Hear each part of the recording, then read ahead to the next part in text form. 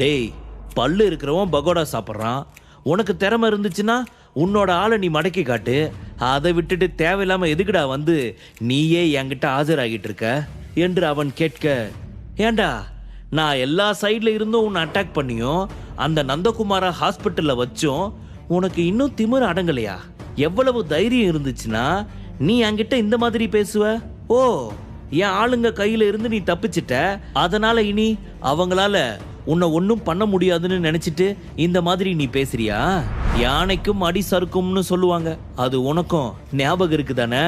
நீ என்னதான் அவங்க கையில தப்பிச்சிட்டே இருந்தாலும் நானும் டயர்ட் ஆகாம உன்னை துரத்திக்கிட்டே தாண்டா இருப்பேன். ஏதாவது ஒரு இடத்துல கண்டிப்பா உன்னை சாவடிப்பேன் என்று மிகவும் திமிராக சொன்னான் ஜேம்ஸ். ஆரம்பத்தில் அவனிடம் அடி வாங்கிய பின்பு ஜேம்ஸ் அவனை நெருங்குவதற்கு சிறிது தயக்கமாகத்தான் இருந்தான். ஆனால் இப்பொழுது டேனியும் அவனது திறமையான ஆட்களும் தன்னுடன் இருப்பதை நினைத்து விக்ரம் மீது அவனுக்கு இருக்கும் பயம் காணாமல் போனது.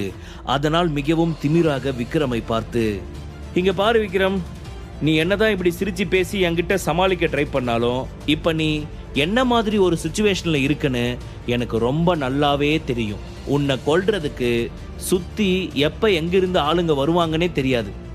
பத்தாததுக்கு உன் வீட்டு மாமியார் மாமனாரே உன்னை வீட்டை விட்டு துரத்துறாங்க. உன் ஒய்ஃப் அவ கம்பெனி திவாலாக போற ஸ்டேஜில் இருக்கா. இந்த மாதிரி ஒரு சுச்சுவேஷன்ல நீ என்ன மாதிரி மைண்ட் ப்ரெஷர்ல இருப்பன்னு எனக்கு ரொம்ப நல்லாவே தெரியும்டா. ஆனா நீ வெளியில சாதாரணமா சிரிச்சிட்டு மடுப்புறல. சரி விடு, அதை பத்தி பேசி டைம் வேஸ்ட் பண்ண வேணாம்.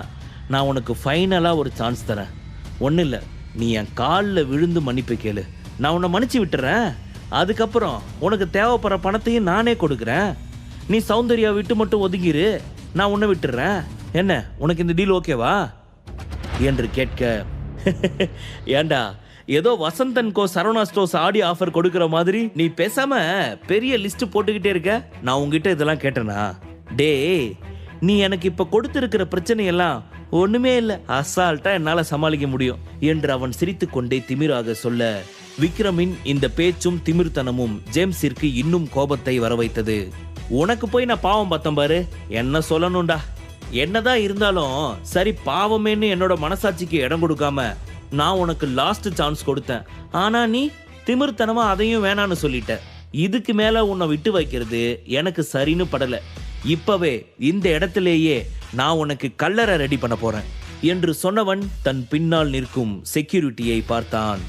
அவர்களோ அங்கிருந்து ஒரு அடி கூட நகர்வதாக இல்லை. என்ன இவனுங்க, நாம இங்கிருந்து அவனை கொல்ல சொல்லி சிக்னல் கொடுத்தா அசையாம அப்படியே நின்றுட்டு இருக்கானுங்க என்று யோசிக்க அவர்களது பார்வையோ ஒரே இடத்தில் நிலைக்குத்தி நின்று இருந்தது.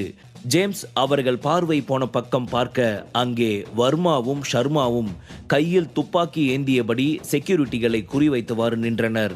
இதை பார்த்து இன்னும் கோபமான ஜேம்ஸ் சௌந்தர்யா பக்கம் திரும்பி, என்ன சௌந்தர்யா இதெல்லாம்? நீ அவனுக்காக என்னையே கொல்றதுக்கு முடிவு பண்ணிட்டியா என்று மிகவும் கோபமாக கேட்க, விக்ரமை பார்த்த அவனது கண்களில் பொறாமை பற்றி எரிகிறது. போயும் போயும் இவனுக்காகவா சௌந்தர்யா என்னையவே கொல்ல துணிஞ்சிட்டா? அவனா எனக்கு எந்த அளவுக்கு உசுறு. என் வாழ்நாள் முழுக்க அவ என் கூட மனைவியா வாழணும்னு ஆசைப்பட்டேன். உண்மையாவே நான் இவளை நேசிச்ச அளவுக்கு வேற எந்த ஒரு பொண்ணையும் நான் நேசிச்சதே கிடையாது. மற்ற பொண்ணுங்க எல்லாம் என்னுடைய பார்வையில் வேற ஒரு தாட்டில் இருந்தாலும் இவ எப்பவுமே என் வாழ்க்கைக்கு துணைவியை தான் நான் பார்த்துருக்கேன். ஆனால் அப்படிப்பட்ட இவ போயும் போயும் இவனுக்காக இப்போ என்னை கொல்ல பார்க்குறா என்று நினைத்த அவன் மனம் கவலையில் வெதும்பிய அதே சமயம் விக்ரமின் மீது இன்னும் அதிக அளவு கோபம் வளர்ந்து கொண்டது.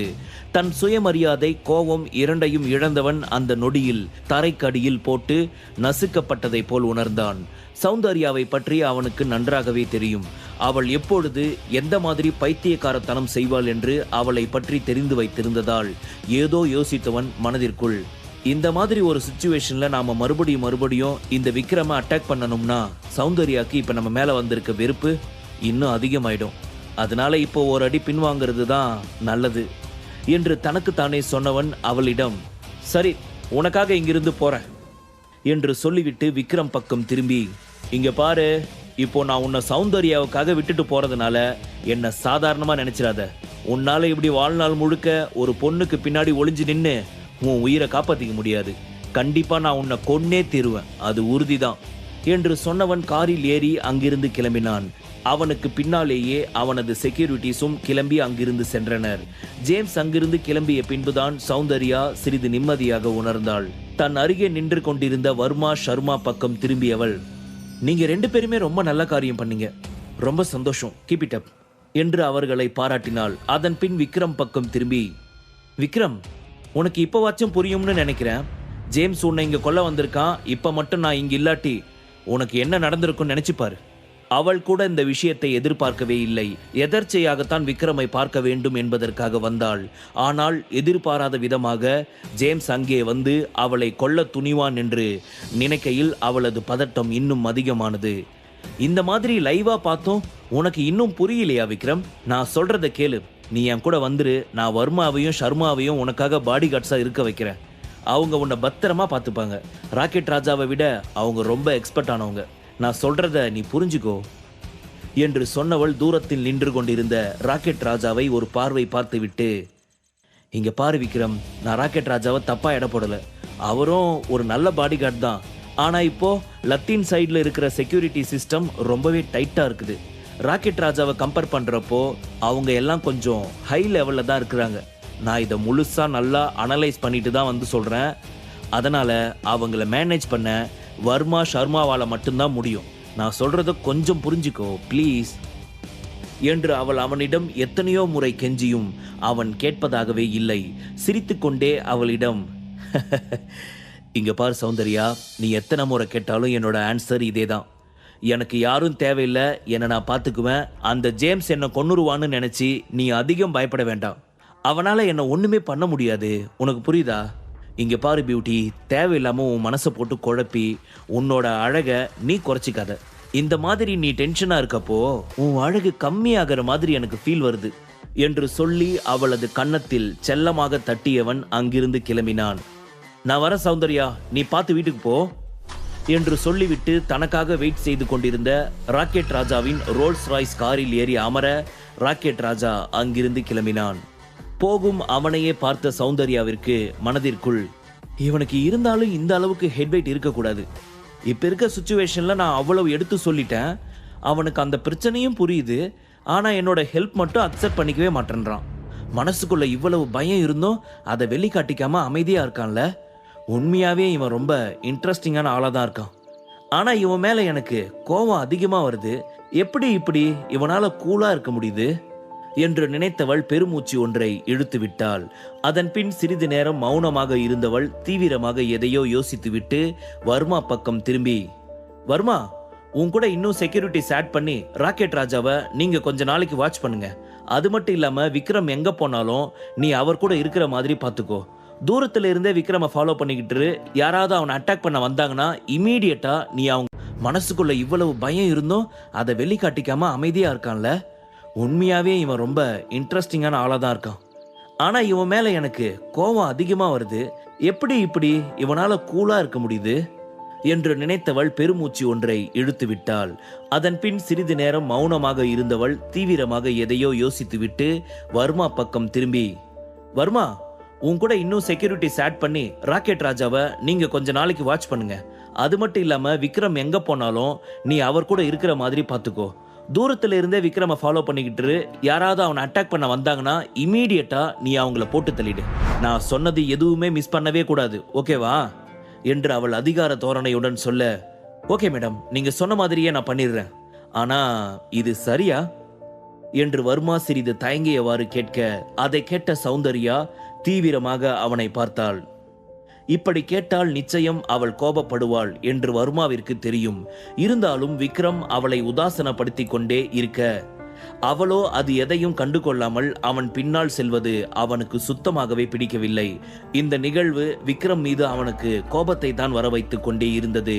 அதனால் தான் இந்த கேள்வியை அவளிடம் கேட்டுவிடலாம் என்று கேட்டான். அதன் பின் தன்னை முறைத்துக் கொண்டிருக்கும் சௌந்தர்யாவை சமாதானப்படுத்தும் விதமாக, மேடம் ப்ளீஸ், நான் இந்த மாதிரி கேட்டுட்டேன்னு கோவப்படாதீங்க. நான் சொல்றத ஒரு நிமிஷம் கேளுங்க.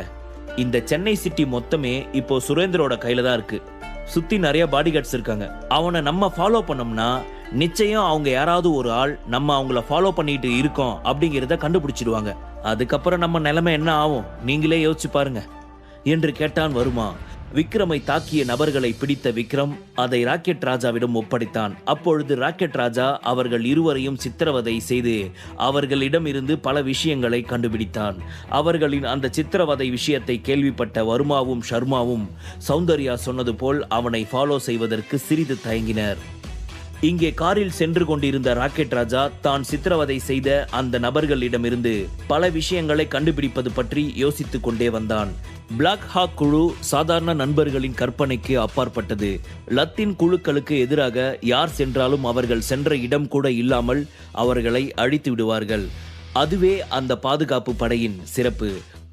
சொல்லப்போனால் அவர்களுக்கு ஆரம்பத்தில் பயிற்சி கொடுத்தவர்கள் கூட பின்னால் போக்கில் அவர்களது கொடூரத்தை பார்த்து மிகவும் பயந்து நடுங்குவார்கள். அவர்கள் முன் செல்வதற்கு கூட தயங்குவார்கள். அப்படிப்பட்ட இந்த பிளாக் ஹாக் குழுவின் நடவடிக்கை நினைத்து ராக்கெட் ராஜா கொஞ்சம் பயந்தார். விக்ரமின் ஆதரவு இல்லாமல் எந்த ஒரு சூழ்நிலையிலும் லத்தீன் குழுக்களுடன் அவர் சண்டையிடுவதற்கு தயாராக இல்லை. ஏனோ அவருக்குள் சிறிது தயக்கம் உருவாகி இருந்தது. காரணம் அத்தனை மோசமானதாக இருந்தது அந்த பிளாக் ஹாக் குழு. இதை பற்றி யோசித்தவாறு காரை ஓட்டிக் கொண்டிருந்த ராக்கெட் ராஜா விக்ரமிடம் அனைத்தையும் சொன்னார். விக்ரம் சார், இந்த லத்தீன் குரூப்ஸ் இப்போ நம்மளை அட்டாக் பண்றதுக்காக பிளாக் ஹாக் டீம் இறக்கியிருக்காங்க. அவங்க ரொம்பவே டேஞ்சரான ஆளுங்க. அவங்களுக்கு ஆரம்பத்தில் பயிற்சி கொடுத்த மெம்பர்ஸே இவங்களோட கொடூரத்தனத்தை பார்த்து பயப்படுவாங்கன்னா பார்த்துக்கோங்க. யாராவது அட்டாக் பண்ணணும்னு போனாலே அவங்க இருக்கிற தடையுமே இல்லாமல் பண்ணிடுவாங்களாம். அந்த அளவுக்கு ரொம்ப மோசமானவங்க. எனக்கு அதை நினைச்சு கொஞ்சம் தயக்கமா இருக்கு என்று தயங்கியவாறு சொல்ல ராக்கெட் ராஜா சொன்னதை கேட்ட விக்ரம் சிரிக்க ஆரம்பித்தான். ராக்கெட் ராஜா, உங்ககிட்ட இருந்து இந்த மாதிரி ஒரு ஆன்சரை நான் எதிர்பார்க்கவே இல்லை. இருந்தாலும் யானைக்கும் அடி சறுக்கும், அது கரெக்டு தானே? பரவாயில்ல, நானும் இந்த பிளாக் ஹாக் குழு பத்தி கேள்விப்பட்டிருக்கேன். நீ தயங்கிறது கரெக்டு தான். ஆனா அவங்க எந்த அளவுக்கு மோசமானவங்கன்னு ரொம்ப நல்லாவே தெரியும். ஆனாலும் ஏதாவது ஒரு இடத்துல ஒரு சின்ன மிஸ்டேக் இருக்கும். அவங்களோட பலவீனம் என்ன அப்படின்றத கண்டுபிடிச்சிட்டா போதும், நம்ம அவங்கள ஈஸியா அட்டாக் பண்ணிடலாம். அதுக்கப்புறம் இவங்களை நம்பிட்டு ரொம்ப சேஃபா பின்னாடி உட்கார்ந்து இருக்கிற லத்தீன் குரூப்ஸையும் தூக்கிடலாம்.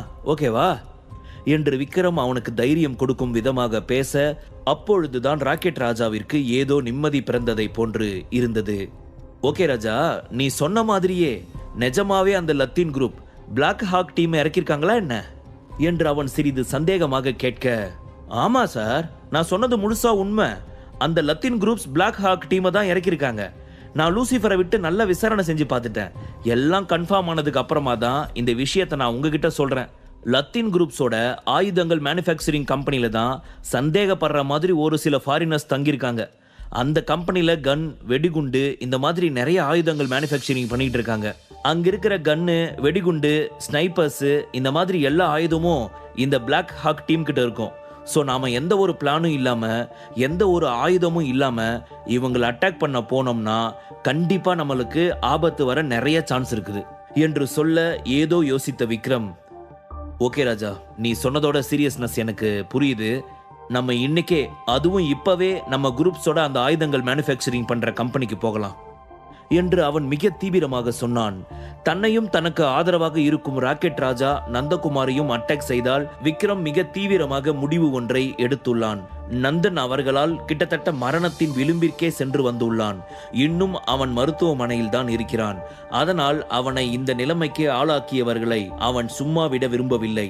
அதனால் தான் இன்று இரவு அவர்களை பழிவாங்க திட்டமிட்டுள்ளார். இன்னும் தாமதித்தால் நிலைமை கைமீறி போய்விடும். ஒருவேளை சுதாரித்து அந்த ஆயுதங்கள் மேனுஃபேக்சரிங் கம்பெனியில் இருக்கும் பிளாக் ஹாக் டீமை லத்தீன் குரூப்ஸ் வேறு இடத்திற்கு மாற்றிவிட்டால் அவர்களை பற்றி தெரிந்து கொள்வதை மிகவும் கடினமாகிவிடும். எல்லாவற்றிற்கும் மேலாக மிகவும் முக்கியமான விஷயம் என்னவென்றால், லத்தீன் குழுக்கள் தற்போதைய அதிபர் டேனி ஜேம்ஸ் போன்று முட்டாள் இல்லை. அதிபுத்திசாலி மனோகர் குரூப்ஸ் மற்றும் புருஷோத்தமன் கம்பெனியை அவன் கையாளும் விதத்திலேயே அது தெளிவாக புரிகிறது. தன் உண்மையான எதிரி டேனி என்பது விக்ரமிற்கு தெளிவாக புரிந்தது. இன்ஃபேக்ட் ஜேம்ஸோட பலம் கூட டேனி தான் என்பதை அவன் புரிந்து கொண்டான். அதனால்தான் அவன் இப்படி ஒரு முடிவை எடுத்துள்ளான். என்ன விக்ரம் சார் சொல்றீங்க?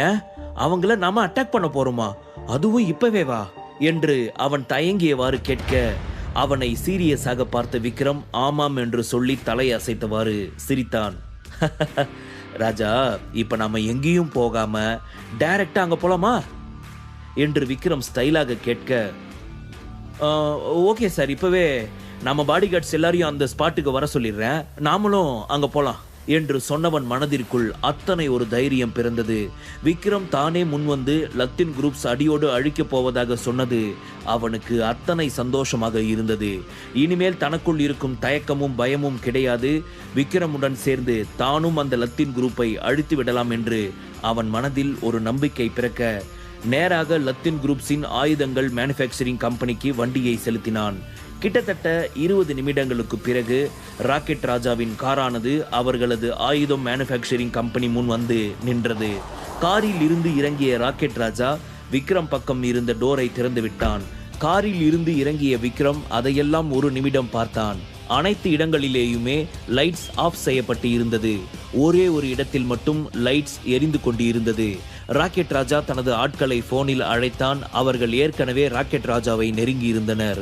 ராக்கெட் ராஜாவின் 100க்கும் மேற்பட்ட பாடிகார்ட்ஸ் 10 சஃபாரி கார்களில் இருந்து வந்து இறங்கினர். அவர்கள் அனைவரும் மிகவும் வலிமையான நபர்கள். அந்த இடம் முழுவதும் மிகவும் அமைதியாக இருந்தது. இதை கவனித்த ராக்கெட் ராஜா மெதுவாக விக்ரம் அருகில் வந்து, விக்ரம் சார், இதுல பிளாக் ஹாக் டீம் இருக்கிற இடம் எங்கன்னு தெரியல. இங்க பிளான் ஏ, பிளான் பின்னு, பிளான் சின்னு இப்படி நிறைய பில்டிங் இருக்கு. இதுல நாம எந்த இடத்தை தேடி கண்டுபிடிக்கிறது? ராக்கெட் ராஜாவின் 100க்கும் மேற்பட்ட பாடிகார்ட்ஸ் 10 சஃபாரி கார்களில் இருந்து வந்து இறங்கினர். அவர்கள் அனைவரும் மிகவும் வலிமையான நபர்கள். அந்த இடம் முழுவதும் மிகவும் அமைதியாக இருந்தது. இதை கவனித்த ராக்கெட் ராஜா மெதுவாக விக்ரம் அருகில் வந்து, விக்ரம் சார், இதுல பிளாக் ஹாக் டீம் இருக்கிற இடம் எங்கன்னு தெரியல. இங்க பிளான் ஏ, பிளான் பின்னு, பிளான் சின்னு இப்படி நிறைய பில்டிங் இருக்கு. இதுல நாம எந்த இடத்தை தேடி கண்டுபிடிக்கிறது? நம்ம ஆளுங்களை ஒரு டீமா பிரிஞ்சு எல்லா இடத்துலையும் போய் பார்த்து தேட சொல்லலாமா என்று ராக்கெட் ராஜா கேட்க, அவன் பக்கம் திரும்பாமல் அந்த இடத்தில் ஒரே ஒரு இடத்தில் தனது பார்வையை செலுத்திய விக்ரம், இல்ல ராஜா, யாரும் என் கூட வர வேண்டாம், நீங்க எல்லாரும் இங்கேயே இருங்க, நான் சொன்னதுக்கு அப்புறமா நீங்க வாங்க என்று சொன்னான். இதை கேட்ட ராக்கெட் ராஜாவிற்கு ஷாக்காக இருந்தது. நம்ம காதுல சரியாதான் கேட்டுச்சா என்று நினைத்தவன் ஆச்சரியமான குரலில் அவனிடம், சார், நீங்க இப்ப என்ன சொன்னீங்க? போயிட்டு எங்களை என்று தடுமாற்றத்துடன் தனது வார்த்தைகளை நிறுத்த, நான் சொன்னது உனக்கு கரெக்டா தானே கேட்டுச்சு? நீங்க எல்லாரும் இங்கேயே வெயிட் பண்ணுங்க, நான் உள்ள போய் பார்த்துட்டு உங்களுக்கு சிக்னல் கொடுக்குறேன், அதுக்கப்புறமா நீங்க வந்தா போதும் என்று அவன் சொன்னான். விக்ரம் சார், என்ன பேசுறீங்க நீங்க? இது ரொம்ப ஆபத்தான இடம். உண்மையாவே இங்க இருக்கிற ஃபாரினர்ஸ் எல்லாருமே சர்வதேச கொலைக்காரங்க. அவங்க கிட்ட ஆயுதங்கள் பயங்கரமா இருக்கும். நீங்க தனியா போனீங்கன்னா என்ன ஆகும்? உங்க நிலைமை கொஞ்சம் நினைச்சு பாருங்க. ஒரே ஒரு சின்ன பாம்பு போதும். அதை தூக்கி எரிஞ்சோம்னா அந்த இடத்துல அடுத்த 10 வருஷத்துக்கு பச்சை புல்லு கூட முளைக்கவே முளைக்காது. அப்படிப்பட்ட பயங்கரமான இடத்துக்கு நீங்க மட்டும் தனியா போறோன்னு சொல்றீங்க. எனக்கு இது சரியா படல. ப்ளீஸ், நான் சொல்றத கொஞ்சம் பொறுமையா கேளுங்க என்று ராக்கெட் ராஜா விக்ரமை சமாதானப்படுத்த நினைத்தான். என்ன ராஜா, என் மேல இருக்கிற நம்பிக்கை உனக்கு போயிடுச்சா என்ன என்று அவன் கேட்டான். ஐயோ, நான் அப்படியெல்லாம் சொல்லல. ஆனா என்று அவன் எதுவும் சொல்லாமல் அமைதியாகவே தனது வார்த்தைகளை நிறுத்தி கொண்டான். அதற்கு மேல் விக்ரமிடம் பேசுவதற்கு அவனுக்கு தைரியம் இல்லை. உண்மையாகவே விக்ரமின் தைரியத்தை பற்றி ராக்கெட் ராஜாவிற்கு மிகவும் நன்றாகவே தெரியும். பல முறை அவனது திறமையை அவன் கண்கூடாக பார்த்திருக்கிறான். அப்படி இருந்தும் இந்த பிளாக் ஹாக் டீமை பற்றி கேள்விப்பட்டவன் விக்ரம் இப்பொழுது தனியாக செல்வது சரிப்பட்டு வருமா என்று குழம்பினான். அவன் யோசித்துக் கொண்டிருக்கும் பொழுது விக்ரம் அங்கிருந்து சென்று இருந்தான். பிளான் ஏ டோரின் வழியாக ஏறி குதித்த விக்ரம் உள்ளே சென்றான். அதன் பின் தன் அருகே நின்று கொண்டிருந்த லூசிஃபரையும் அவனது பிரதர்ஸையும் பார்த்த ராக்கெட் ராஜா, நீங்க போய் அந்த பிளான் ஏ உடைய மெயின் டோர் பக்கத்துல நில்லுங்க. நம்ம சார் கிட்ட இருந்து சிக்னல் வந்த அடுத்த செகண்ட் நீங்க அங்க போயிடுங்க என்று சொன்னவன் அதன் பின் தன் பின்னால் நின்று கொண்டிருந்த அனைத்து ஆட்களையும் அலர்ட்டாக இருக்கும்படி கை சைகை காட்டினான். இங்கே கேட்டில் எகிரி குதித்து உள்ளே சென்ற விக்ரம் மெதுவாக ஒவ்வொரு பிளானாக நோட்டமிட ஆரம்பித்தான். அப்பொழுது ஒரு ரூமில் பிரைட்டான எந்த ஒரு விளக்கும் இல்லாமல் ஒரே ஒரு டிம்மான மஞ்சள் நிற விளக்கு ஒன்று மட்டும் எரிந்து கொண்டிருக்க மெதுவாக அந்த இடத்தை நோக்கி சென்றான் விக்ரம். உள்ளே ஒருவன் ஒயின் குடித்து கொண்டே சிங்கிளாக கேரம் போர்ட் கேம் விளையாடி கொண்டிருந்தான். அப்பொழுது அங்கே ஒரு பெண்மணி வந்தால். அவளை பார்த்த அந்த ஆள், ஹே கென்னி, நீ எதுக்காக இந்த நேரத்துல வந்திருக்க என்று ஆச்சரியமாக கேட்க, இங்க பாரு பிளாக் ஹாக், இன்னைக்கு உங்க ஆளுங்க அந்த விக்ரம கொல்றதுல கோட்டை விட்டதுனால கண்டிப்பா அடுத்த ப்ராப்ளம் வர சான்ஸ் இருக்கு. நீங்க இங்க இருக்கிறது சேஃப் இல்ல. உடனே நீங்க இங்கிருந்து கிளம்புங்க, நான் உங்களை வேற ஒரு லொகேஷனுக்கு சேஞ்ச் பண்ண போறேன். என்கிட்ட டேனி அப்படிதான் சொல்லிவிட்டு இருக்காரு என்று சொன்னால் கென்னி. வேர்ல்டு சிட்டி ப்ராஜெக்டில் போட்டியிட்டு தோற்று போனவள் என்று தூரத்தில் இருந்து இதையெல்லாம் பார்த்த விக்ரம் ஒரு நிமிடத்தில் அனைத்தையும் புரிந்து கொண்டான். என்னது, நாங்க லொகேஷன் மாத்தணுமா? அதுக்கெல்லாம் அவசியமே இல்லை, நாங்க இங்கேயே இருக்கோம், எங்களுக்கு இந்த பிளேஸ் தான் சேஃபா இருக்கும் என்று பிளாக் ஹாக் சொல்ல, இங்க பாரு, நீ நினைக்கிற மாதிரி எல்லாம் இல்ல, விஷயம் ரொம்ப சீரியஸா இருக்கு. நீங்க கொல்ல போனவங்க தப்பிச்சிட்டாங்க. சோ அடுத்து அவங்க டார்கெட் நீங்க எங்க இருக்கீங்கன்னு தேடி வந்து உங்களை தாக்கி யாரு உங்களை கொல்ல அனுப்புனதுன்னு கண்டுபிடிக்கிறதா தான் இருக்கும். இந்த மாதிரி அடுத்தடுத்த மூவ்ஸ் சீக்கிரமாவே நடக்கும். ஆனா நம்ம அதுக்குள்ள லொகேஷனை மாத்தி ஆகணும், இல்லாட்டி ப்ராப்ளம் நம்ம எல்லாருக்கும் தான். அவங்க கையில சிக்கி இருக்கிற உங்க ஆளுங்க யாராவது ஒரு ஆள் உண்மையை சொல்ல மாட்டாங்கன்னு என்ன நிச்சயம் இருக்கு என்று கேட்க, அவள் சொன்னதை கேட்ட பிளாக் ஹாக்கிற்கு சிரிப்பு தான் வந்தது. என்ன சொன்ன? ஏன் ஆளுங்க போட்டு விட்டுருவாங்களா? அவங்க கையில மாட்டி இருக்கவங்க என்னதான் அவங்களுக்கு உயிரே போற ஸ்டேஜ் வந்தாலும் அவங்க வாயிலிருந்து ஒரே ஒரு வார்த்தை உண்மை வெளியே வராது. அத மனசுல தெளிவா வச்சுக்கோ என்று அவன் சொன்னான். அதை கேட்ட கென்னி மிகவும் சலிப்பாக பெருமூச்சு ஒன்றை இழுத்துவிட்டு, ஹே பிளாக் ஹாக், ப்ளீஸ், நீ நினைக்கிற மாதிரி அந்த விக்ரம் சாதாரண ஆள் கிடையாது. அவனுக்கு நிறைய பலமான ஆளுங்களோட சப்போர்ட் இருக்குது. கண்டிப்பா அவங்க கிட்ட இருந்து உண்மையை வாங்கிடுவான் என்று சொல்ல, கென்னி மீண்டும் மீண்டும் விக்ரமை பற்றி பேசிக்கொண்டே இருந்தது. அவனுக்கு என்னவோ எரிச்சலாக இருந்தது. விக்ரம் விக்ரம் விக்ரம்னு அவனை பத்தி எதுக்கு இந்த அளவுக்கு பில்டப் கொடுக்குற? அவனை நான் கொல்றதுக்கு பிளான் பண்றதுக்கு முன்னாடி அவனை பத்தி விசாரிச்சதுல நீ பில்டப் கொடுக்குற அளவுக்குலாம் ஒன்றும் அவன் பெரிய ஆளே கிடையாது. சும்மா சாதாரணமான லோக்கலான ஒரு பையன், அவ்வளவுதான். ஸோ எனக்கு தெரிஞ்சு நான் என்னுடைய லொக்கேஷனை மாற்றணும்னு எந்த ஒரு அவசியமும் கிடையாது. அப்படியே ஒருவேளை அவன் இங்கே வந்தாலும் அவனை நான் சுட்டு போசிக்கிடுவேன் என்று சொல்ல, கென்னியோ அவனை இதற்கு மேலும் எப்படி சமாதானப்படுத்தி இங்கிருந்து அழைத்து செல்வது என்று தெரியாமல் வெறுமையாக சிரித்தாள். பிளாக் ஹாக்கின் இந்த நடவடிக்கை அவளுக்கு கோபத்தை வரவைத்தது. அவளது முக மாற்றத்தை உணர்ந்த பிளாக் ஹாக் அவளிடம், சரி ஓகே, நீ இவ்வளவு தூரம் சொல்றதுனால நாங்க இங்கிருந்து எங்க லொகேஷனை சேஞ்ச் பண்றோம். பட் இப்போ உடனே முடியாது, அதுக்கு கொஞ்சம் டைம் எடுக்கும். ஏன்னா எங்களுக்கு நிறைய ஆயுதம் தேவை. அதை இங்கிருந்து நாம போக போற அந்த லொகேஷனுக்கு மாத்துறதுங்கிறது ரொம்ப கஷ்டமான வேலை, கொஞ்சம் டைம் எடுக்கும் என்று சொல்ல, அவனது இந்த பதிலை கேட்டு கென்னியின் கோபம் சிறிது தளர்ந்தது. மெதுவாக ஓகே என்று தலை அசைத்தவள், சரி ஓகே, ஆனா அடுத்த 24 ஹவர்ஸ்க்குள்ள அந்த விக்ரமோட கை கால் எல்லாம் உடைஞ்சிருக்கணும்.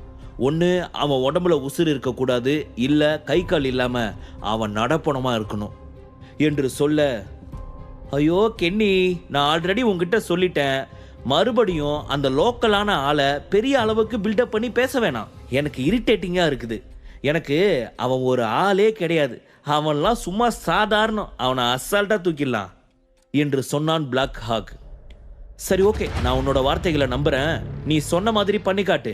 அவன் லோக்கல் மாதிரி இருந்துட்டு போறான், இல்ல ரிச் பீப்புள் மாதிரி இருந்துட்டு போறான், ஆனா அவனால நமக்கு தொந்தரவு இருக்கக்கூடாது, அதை மைண்ட்ல வச்சுக்கோ என்று மிகவும் தீவிரமாக சொன்னாள். தனது கையில் இருந்த ஒயின் கிளாஸை ஒரு சிப் எடுத்தவாறு ஓகே என்று தலையசைத்த பிளாக் ஹாக் தான் விளையாடி கொண்டிருந்த கேரமில் ஆர்வமானான். அப்பொழுது கென்னி அமைதியாக ஏதும் பேசாது நின்று கொண்டிருக்க, பிளாக் ஹாக் ஏதோ ஞாபகம் வந்தவன் போல அவளை பார்த்து, என்ன கென்னி, நான் தான் எங்களோட ஆயுதங்கள் எல்லாம் நாங்க ஷிஃப்ட் ஆக போற லொகேஷனுக்கு மாத்துறதுக்கு கிளம்புறேன்னு சொல்லிட்டேனே, அப்புறமும் இங்கே இருக்கீங்க, வேற ஏதாவது இம்பார்ட்டன்ட் விஷயம் சொல்லணுமா என்று கேட்டவன் தானே மேலும் அவளிடம் பேச ஆரம்பித்தான். ஆமா, நான் ஆல்ரெடி உங்ககிட்ட ஒரு விஷயத்தை டேனிக்கு பாஸ் பண்ண சொல்லியிருந்தேனே, நீ அந்த விஷயத்தை பாஸ் பண்ணியா இல்லையா என்று கேட்க, அவளோ ஒன்றும் புரியாமல் என்னவென்பது போல் ஒரு பார்வை பார்த்தாள். என்ன இப்படி முடிக்கிற? அப்போ நான் சொன்னதை நீ மறந்துட்ட. வேலை ஆகிற வரைக்கும் தான் எல்லாரும் என் பின்னாடி சுத்துவீங்க போல, வேலை முடிஞ்சிட்டா அதுக்கான பலனை கொடுக்கறதுக்கு மட்டும் தயங்குவீங்க போல. அந்த புருஷோத்தமன் அண்ட் மனோகர் குரூப்ஸோட ஷேர் ஹோல்டர்ஸ் எல்லாரையும் மிரட்ட சொன்னீங்க.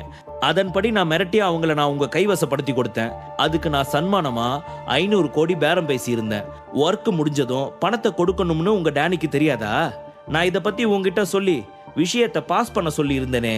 இதனால டேனிக்கு எந்த அளவுக்கு லாபம் கிடைக்குதுன்னு எனக்கு ரொம்ப நல்லாவே தெரியும். ஸோ இமீடியட்டா அதுக்கான ப்ராசஸை ஸ்டார்ட் பண்ண சொல்லு. இதுதான் நான் உங்ககிட்ட கடைசியா சொல்றது.